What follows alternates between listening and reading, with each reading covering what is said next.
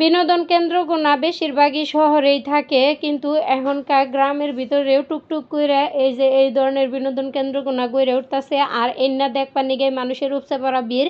বিশেষ কইরা মানুষ দেখবার আহে এই যে পানি, আর পানির মধ্যে নৌকা দিয়া বেড়ানডাই মানুষ বেশি উপভোগ করে। সেজন্যে আমরাও একটু ঘুরবার গেছিলাম যে পোলাহানরে একটু নৌকা দিয়া ঘুরাই নিয়ে আহি।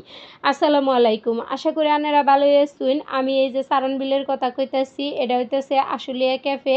আর এই ক্যাফের মালিকেরই সংগ্রহ করা আছে বেশ কিছু নৌকা। এই নৌকাগুনা ঘন্টা চুক্তি হেরা দিয়া দেয় মানুষরে বেড়াবার নিগে। আর এই পানি দিয়া ঘুরতে যে কি পরিমাণ শান্তি হেডার কবার জোনাই।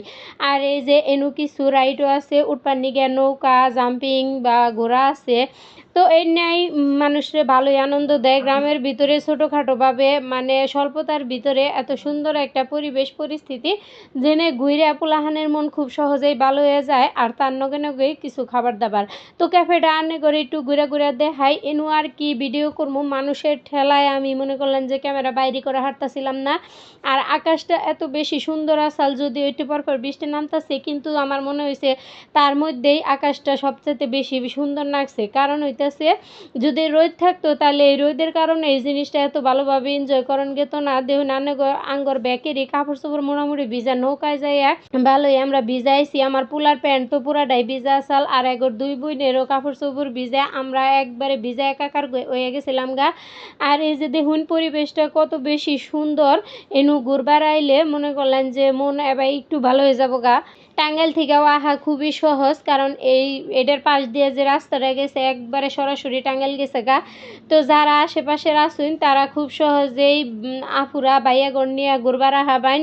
পরিবেশটা খুবই সুন্দর, আর পানি থাকতে থাকতেই আবাইন, কারণ পানির মধ্যেই বেশি ভাল লাগবো নৌকার মধ্যে ঘুরতে। আর এই যে দেখুন এরা দুই ভাই বোনে এই মেনু কার্ড নিয়ে টানাটানি বাজাইছে, কেউ কল পড়া হবো না, কিন্তু এরা মনে করলেন যে টানাটানি বাজাই দিছে দেখ পানি গে। আর এগর সবারই কাপড় চোপড় মোটামুটি ভিজা, কি ফাইন যে একটা বাতাস আইতাছে। আর আমরা একবারে সব শেষে যাইয়া বইছিলাম, বহার তো কোনো জায়গায় ছিল না। আর সন্ধ্যার কাছাকাছি হয়ে গেছে গা, অম্বুরদা নৌকাগুনাও ফিরাইতেছে। আর এমনি একটা ওয়াচ টাওয়ার আছে, আর এটার উপরে উঠলে আমার মনে হয় যে এই বিলের ভিউটা আরও বেশি ভালো পাওয়া যাবো। কিন্তু পোলাহানের নিগে আমি ওঠা হারি নাই, কারণ আমি নিজে উঠপার গেলে দেখা যাবো পোলাহানও উঠপার চাবো, সেই জন্য আর উঠি নাই।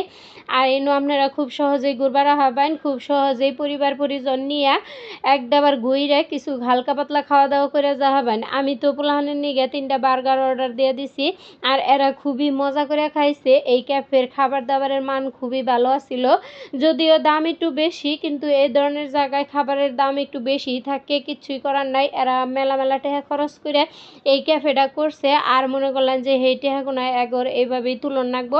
তো যদিও খাবারের মান ভালো, দাম বেশি থাকলেও কোনো সমস্যা নাই, আপনারা নির্দ্বিধায় ঘুরে যাহাবেন।